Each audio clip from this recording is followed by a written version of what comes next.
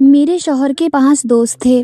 जुम्मे की रात पहले दोस्त की बीवी दूसरे दोस्त के पास जाती, उसकी बीवी उसके पास और उसकी बीवी उसके पास।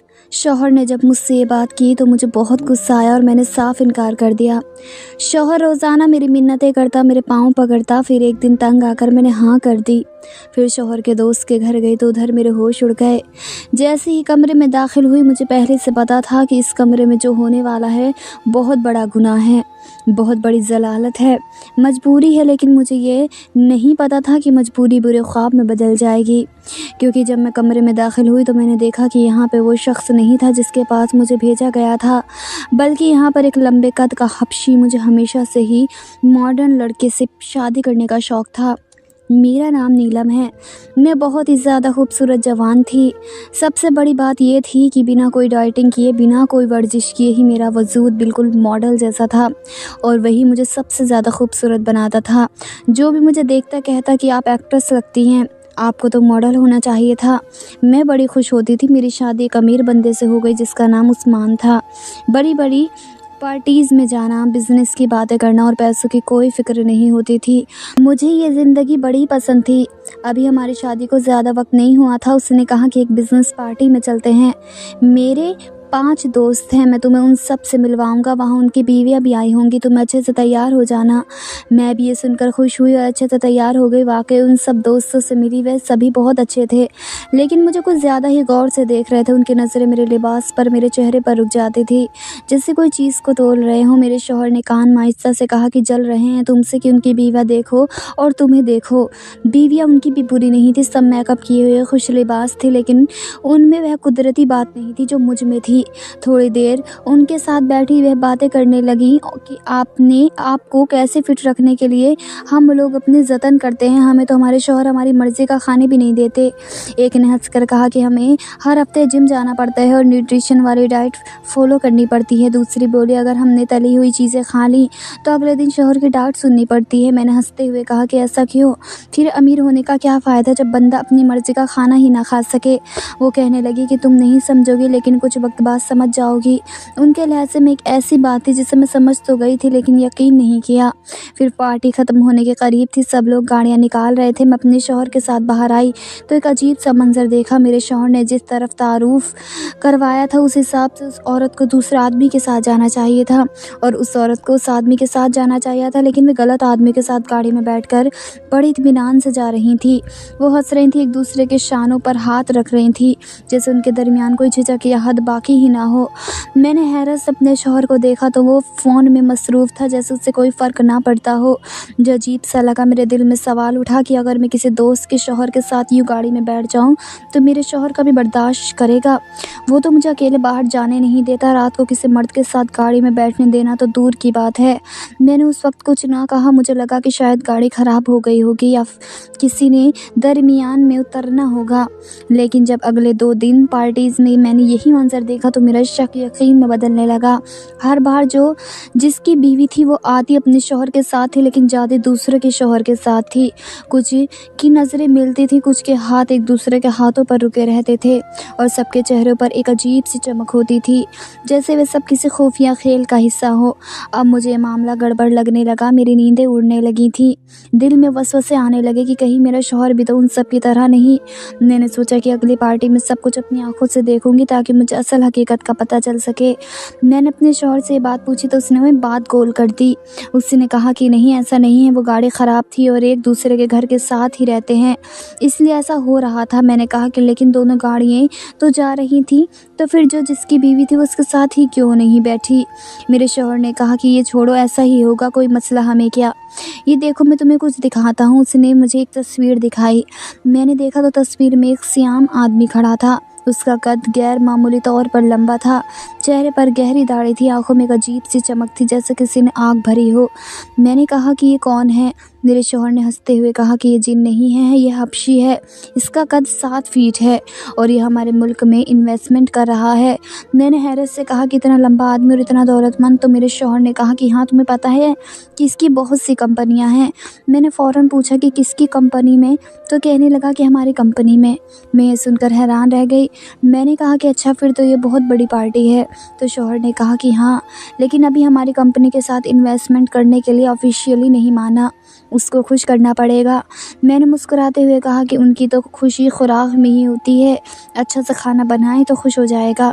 शौहर हंसने लगा और उसने कहा कि काश इतना आसान होता। इतना आसान नहीं है, लेकिन सोच रहे हैं कि इसे किस तरह खुश करे। उसके लहजे में कुछ ऐसा था जो मुझे समझ ना आया, जैसे वे बात छुपा रहा हो, जैसे वो कोई ऐसी बात ना कह देना चाहता हो जो मुझे परेशान करे।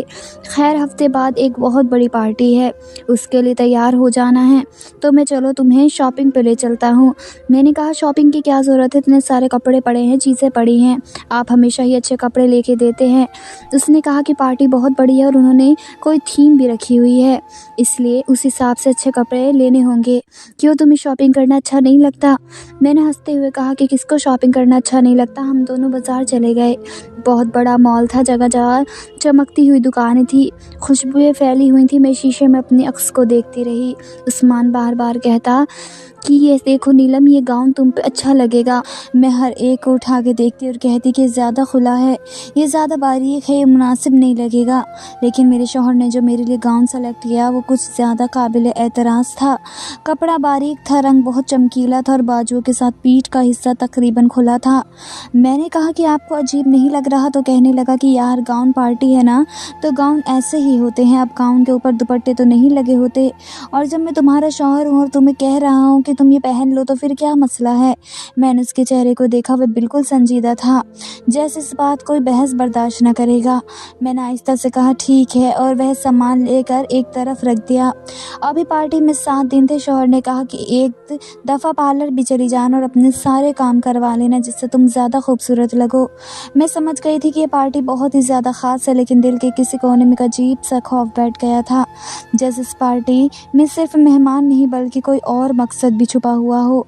मुझे मेरे शौहर के एक दोस्त की बीवी का मैसेज आया, कहने लगी कि अगर इस वक्त पास कोई नहीं है तो मैं कॉल करती हूँ। मैंने कहा कि हाँ, कोई नहीं है, मैं घर में अकेली हूँ। उसने फ़ौरन कॉल की, लेकिन उसकी आवाज़ कुछ अजीब थी, जैसे वह बहुत घबराई हो या जल्दी में हो।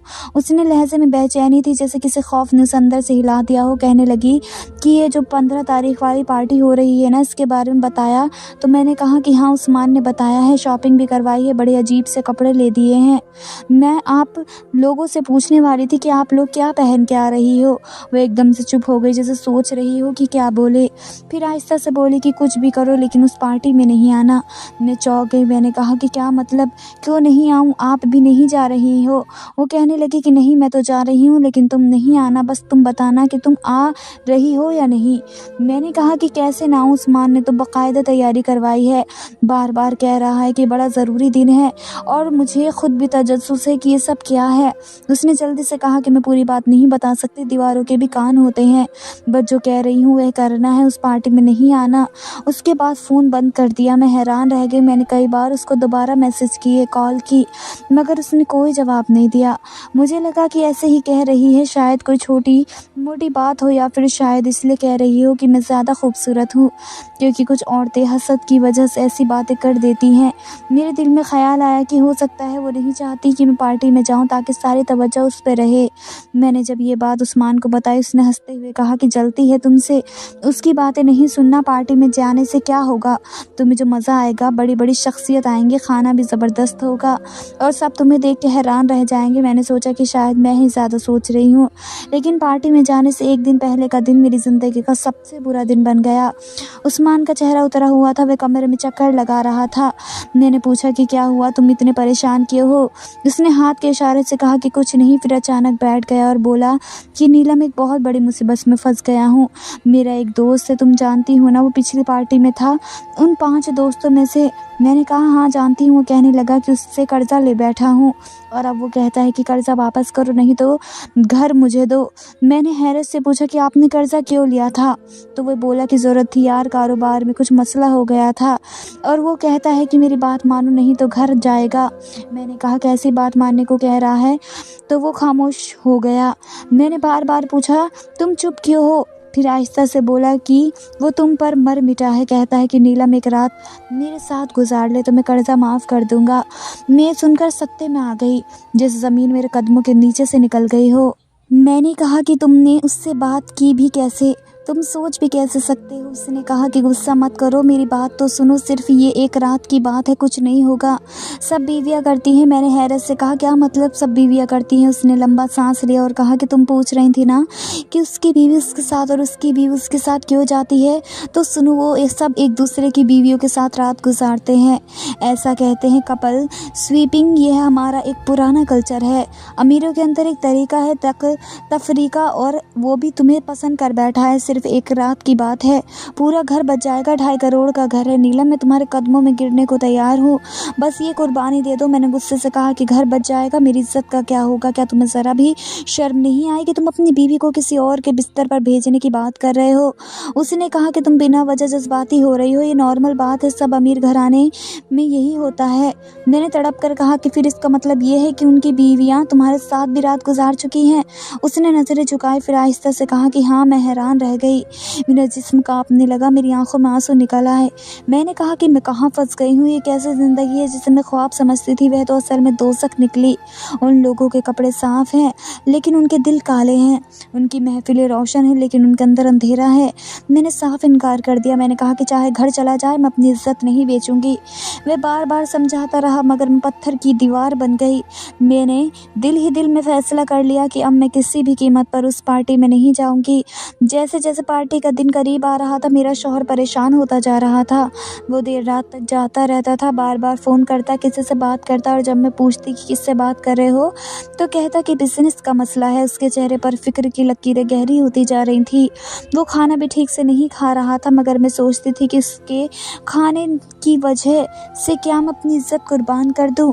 आखिर वो उसने खाना तो खा ही लेना था, लेकिन अगर घर चला जाता तो फिर क्या होता? ये ख्याल मेरे दिल में हथौड़े की तरह बजता रहा, मगर मैं खुद को संभालने की कोशिश करती रही। मेरे शौहर ने एक दिन गुस्से में कहा कि अगर मेरे हाथ से घर निकल गया तुम्हारी एक जिद की वजह से, तो ना तो तुम्हें कभी इज्जत दूंगा, ना ही पहले जैसी मोहब्बत करूंगा, बल्कि मैं तुम्हें तलाक दे दूंगा। मैं सत्ते में आ गई। मैंने उसकी आंखों में देखा, वहाँ ना मोहब्बत थी ना एहसास, सिर्फ खुदगर्जी थी। मैंने आहिस्ता से कहा कि आप ऐसा कैसे कह सकते हैं? मैंने तो आपसे कभी कुछ नहीं मांगा, मैंने सिर्फ अपना वक़ार मांगा है। लेकिन वह बोला कि जब मेरी बीवी मेरी मुश्किल में मेरा साथ नहीं दे सकती तो फिर मैं क्या करूं? मैंने कहा कि आपको पता है आप क्या कह रहे हैं? आप एक गुनाह की बात कर रहे हैं, और मैं एक ऐसी बात नहीं मान सकती जिससे मेरा ईमान, मेरी रूह और मेरी खुददारी सब कुछ मिट्टी में मिल जाए। वो आहिस्ता से बोला कि मेरा दोस्त बहुत अच्छा आदमी, वो बस आधे घंटे की बात है, तुम्हें कुछ नहीं होगा, सब कुछ ठीक हो जाएगा, घर भी बच जाएगा। मैंने रोते हुए कहा कि आपको शर्म नहीं आती? आप मुझसे कैसी बात कर रहे हैं? तो उसने कहा कि तुम मेरी बीवी हो, मेरी ज़िंदगी हो, तुम ही तो मेरा सब कुछ हो, अगर तुम ही साथ ना दोगी तो कौन देगा? मैंने कहा कि आपके लिए मैंने सब कुछ छोड़ा, अपने माँ बाप को छोड़ा, अपनी इज्जत को अपने नाम किया, और आज आप मुझसे कह रहे हैं कि किसी और के पास जाऊं? वो बोला कि नीलम बस एक बार मेरी बात मान लो, वरना मैं तुम्हें तलाक दे दूंगा और तुम्हें खाली हाथ घर से निकाल दूंगा। मैं खामोश हो गई, मेरे पास कोई रास्ता नहीं बचा था। मैंने सोचा कि अगर घर चला गया तो मैं कहाँ जाऊंगी? मेरा तो वैसे भी कोई नहीं था, और मैं अपने शौहर से मोहब्बत करती थी। मैं ये सब सुनकर अंदर से टूट चुकी थी, मगर मेरे पास कोई और रास्ता नहीं था। उसने कहा कि ताने नहीं दूंगा, क्योंकि अपनी मर्ज़ी से भेज रहा हूँ, तुम्हारे लिए सब आसान हो जाएगा। मैंने आंखें बंद कर ली और दिल ही दिल में रो पड़ी। पार्टी का दिन आया तो उस दिन जैसे सारा शहर जगमगा रहा था। उस्मान ने मुझे खूब तैयार करवाया। 25,000 का तो सिर्फ मेरा मेकअप करवाया गया था।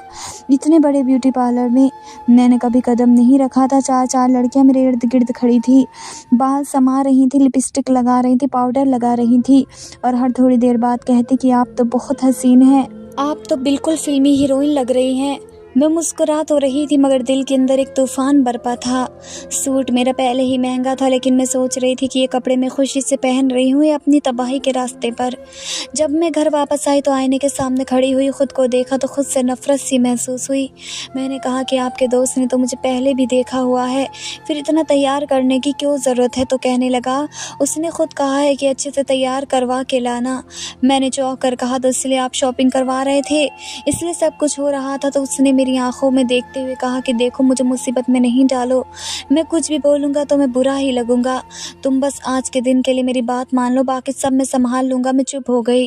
दिल जैसे पत्थर बन गया। वो मेरे पास आकर बोला कि तुम बहुत प्यारी लग रही हो, तुम्हें देख के हर कोई हैरान रह जाएगा।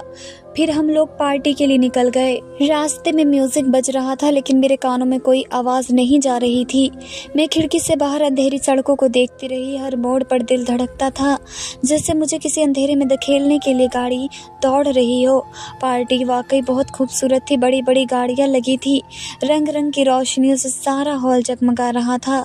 हर तरफ खुशबू फैली हुई थी। अमीर लोग मुस्कुरा रहे थे, गले मिल रहे थे, और मैं एक ऐसी दुनिया में दाखिल हो चुकी थी जहाँ सबके चेहरे रोशन थे मगर दिल मुर्दा थे। कुछ देर बाद उस्मान के दोस्त ने हमें आकर सलाम किया। उसने मुस्कुरा के मेरी तरफ देखा और बोला कि आप बहुत हसीन लग रही हैं। उस्मान ने कहा कि मैंने कहा था ना तुम्हें नीलम बहुत ख़ास है। फिर उसने आहिस्ते से कहा कि मेरा कमरा ऊपर है। मैं चौंक कर उस्मान की तरफ देखा। उसने नज़रें चुराईं और बोला कि वो यहीं पर है, बस तुम अंदर चले जाओ। मैंने कहा कि आप किस किस्म के इंसान हैं। मैं रोने लगी तो वह बोला, अरे रो क्यों रही हूँ, मेकअप ख़राब हो जाएगा, 25,000 का मेकअप है। मैंने उसकी तरफ देखा तो लगा जैसे मैं किसी अनजाने इंसान के साथ खड़ी हूँ। वे मेरा शौहर नहीं और कोई और है। मैं समझ गई थी कि मेरे लिए एक तरफ कुआं और एक तरफ खाई है। उस आदमी ने मेरी बात नहीं मानी। उसको एहसास भी नहीं होना। उसको एहसास होता तो एक हफ्ते से मुझे किसी गैर आदमी के पास भेजने के लिए तैयारियां ना करवाता। मैंने सोचा कि बस जिस तरह ये सब शुरू होगा उसी तरह ख़त्म भी हो जाएगा। एक दफ़ा शुरू हो जाए तो ख़त्म हो ही जाएगा। चली जाती हूँ और उसको अपनी ज़िंदगी का बुरा ख्वाब समझ के भूल जाती हूँ। मुझे कमरे में भेजकर मेरे शौहर ने शायद बाहर से लॉक भी लगा दिया था। मैंने दरवाज़ा बंद होने की आवाज़ सुनी तो एक लम्हे को चौंक गई। दिल जैसे किसी अंधेरे में धड़क उठा।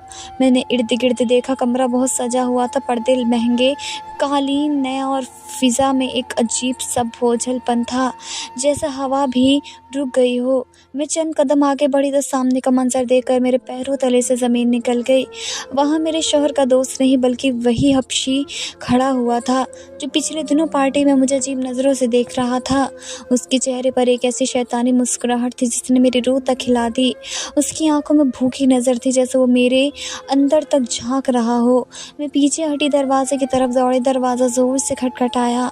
ज़ोर ज़ोर से चीखी कि मुझे बाहर जाना है, दरवाज़ा खोलो।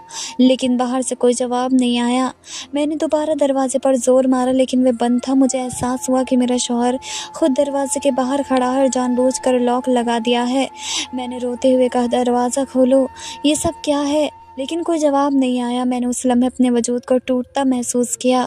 मुझे अपनी उस दोस्त की बीवी की बात याद आ गई जो पार्टी से पहले कह रही थी कि कुछ भी हो इस पार्टी में नहीं जाना।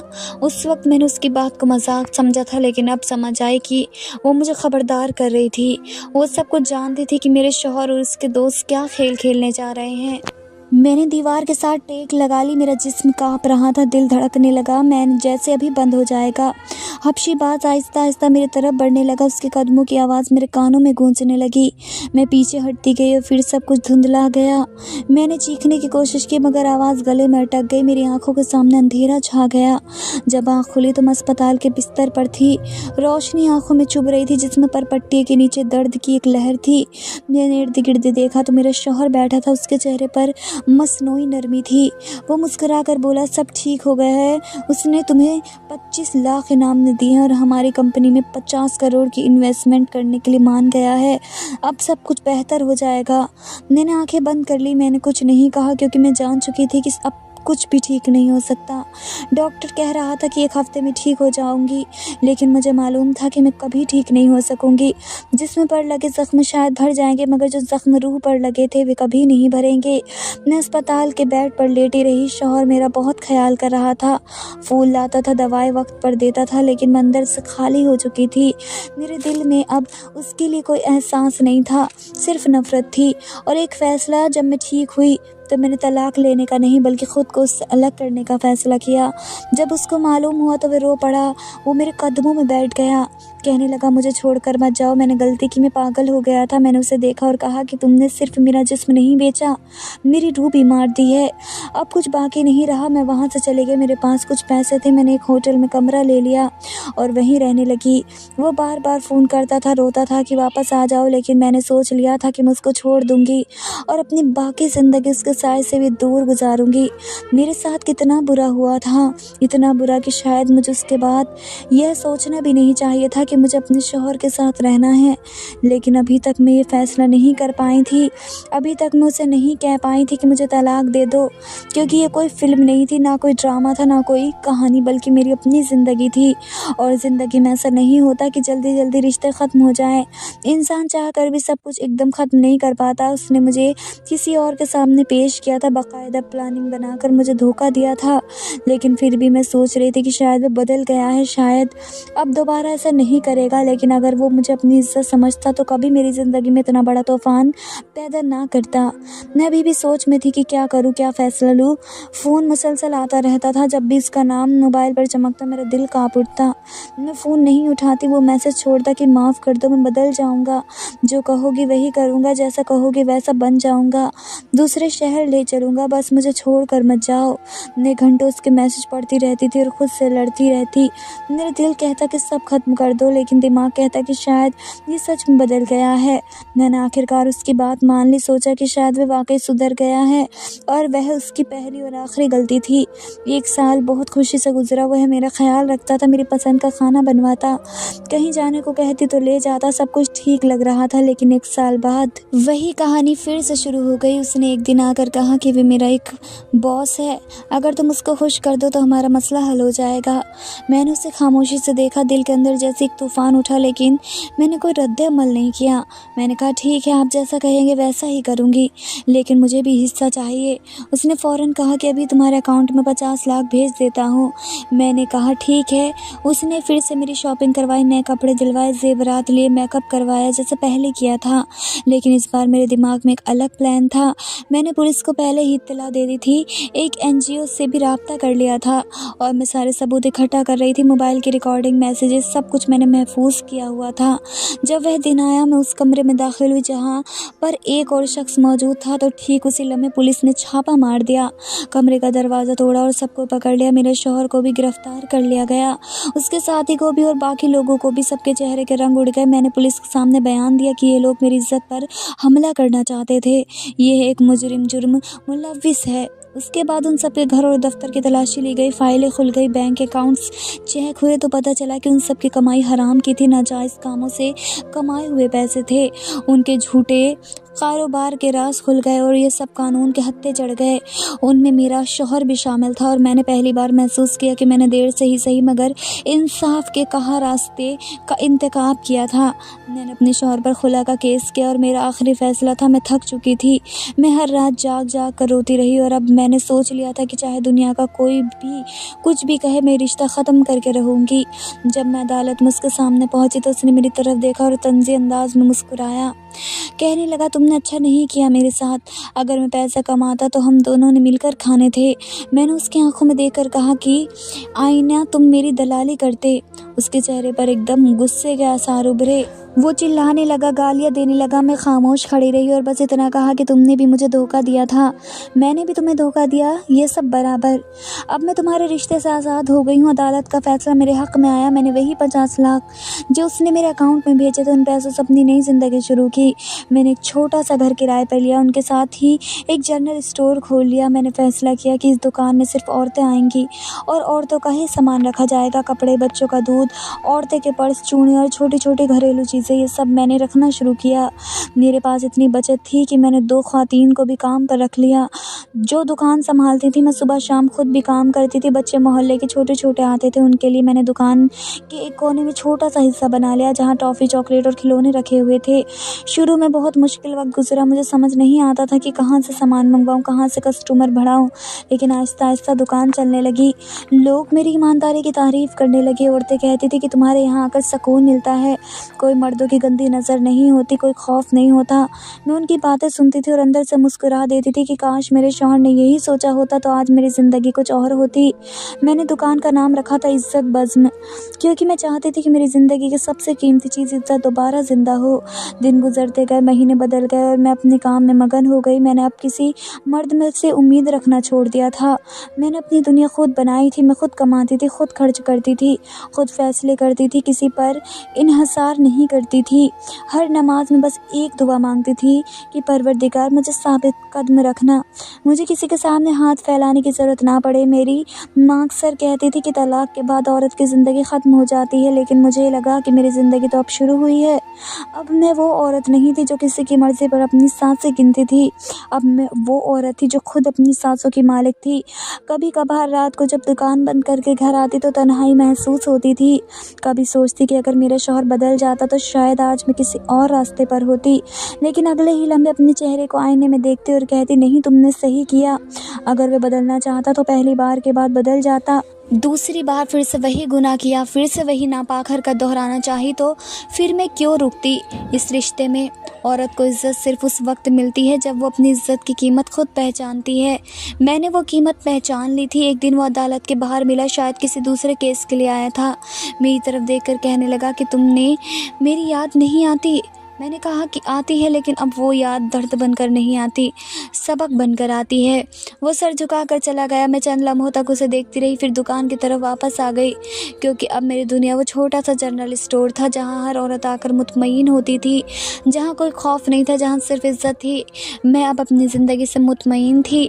दुकान के साथ वाले कमरे में रहती थी, सुबह से शाम तक काम करती थी, शाम को दरूद पढ़ती थी, दुआएं मांगती थी। मैंने अपने गुनाहों की माफ़ी मांगी। मैंने अपने शौहर को भी माफ़ कर दिया था, क्योंकि मैं जानती थी कि अगर मैंने उसे माफ़ ना किया तो मेरी रूह कभी आज़ाद नहीं होगी। मैंने खुद से वादा किया कि अब किसी मर्द की गुलाम नहीं बनूंगी। कुछ वक्त गुजरा तो मेरा स्टोर शहर की औरतों में मशहूर हो गया। औरतें दूर दूर से आने लगी। मैंने अपने स्टोर के बाहर बोर्ड लगवा दिया कि यह जगह सिर्फ इज़्ज़तदार औरतों के लिए है, यहाँ उनकी इज़्ज़त महफूज है। मैंने 2 लड़कियों को काम सिखाया और उन्हें अपना स्टोर चलाने के लिए अलग शाख खोलने को कहा। वो अब अपनी कमाई पर ज़िंदा थी। मैंने उनकी आंखों में वही चमक देखी जो कभी मेरी आंखों में थी। मैंने सोचा कि अगर मैं इस रिश्ते में रहती तो शायद मैं कभी हमेशा अंधेरों में ही रहती, लेकिन अब मैं रोशनी में थी। मुझे नहीं पता कि मैंने सही किया या गलत, लेकिन मुझे ये ज़रूर पता है कि मैंने वही किया जो एक गैरतमंद औरत को करना चाहिए था। लोग कहते हैं कि शौहर को छोड़ देने में जल्दी नहीं करनी चाहिए। मैंने भी जल्दी नहीं की थी। मैंने बर्दाश्त किया था, सब्र किया था, मौका दिया था, लेकिन जब उसने दोबारा वही गुनाह किया तो मैंने अपनी आखिरी ताकत जमा करके उस रिश्ते से निकलने का फ़ैसला किया। और अब जब मैं आईने में ख़ुद को देखती हूँ तो मुझे शर्मिंदगी नहीं बल्कि फ़ख्र होता है कि मैंने अपनी इज़्ज़त की हिफाजत की। अब मैं सिर्फ अपने लिए जीती हूँ, अपनी सांस के लिए जीती हूँ, अपनी इरादों के लिए जीती हूँ। और अगर कोई मुझसे पूछे कि मैंने सही किया या गलत तो मैं बस इतना कहूँगी कि मैंने अपने दिल की सुनी और दिल ने कहा कि इज़्ज़त सबसे पहले है, बाकी सब बाद में। धन्यवाद दोस्तों।